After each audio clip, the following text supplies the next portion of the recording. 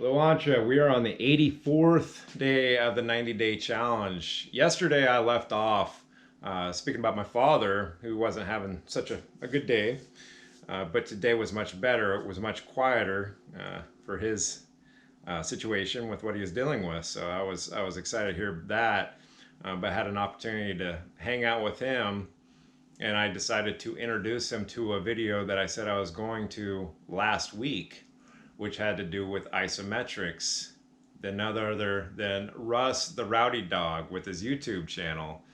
And so after watching that last week and feeling about how effective it was, I realized that this is something that would be something my father would be able to engage in.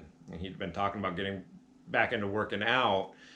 I want to introduce him to some weights, but I'm thinking based on his current physical state, he's twice as old as I am, that it would be much better to have him on something that's a little bit more or less impact, but still productive. And that was something, well, I get benefit out of. I can really feel that.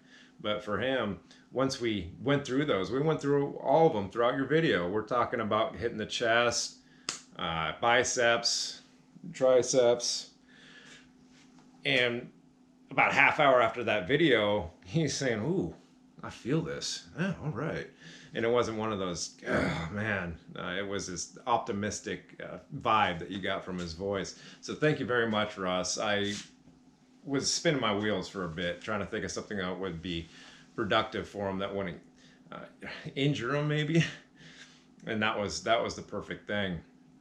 But I figured I would share ways in which his industry and mine actually connect. So he's in the carpet and drapery business. That's what he's been selling at a store for a long time, over half a century. And with mine in the golf course maintenance industry. So we're going to go back to the year 1830, and a guy by the name of Edwin Budding in the country of England, hello Angie, who was working part-time at a carpet manufacturing warehouse. And while he was there, he was observing how these machines were cutting all the carpet. And the idea clicked. And that's when the innovation of the lawnmower came into play. So what it was is he was watching how it was cutting, and then that introduced what was known and still is used to this day as the reel mower. And we're used to what the common one is one blade underneath the machine that just spins on one pivot. So, and a reel mower is a barrel with a bunch of blades on it that spin around, whether it's 7, 9, 10, a bunch of blades. They all come in different amounts. And then they come down to what's known as a bed knife, and it cuts like scissors. So it just snip, snip, snip, snip, snip. And it's still used today. It is for out on the golf course, mowing greens, fairways, tees, pretty much anything other than rough.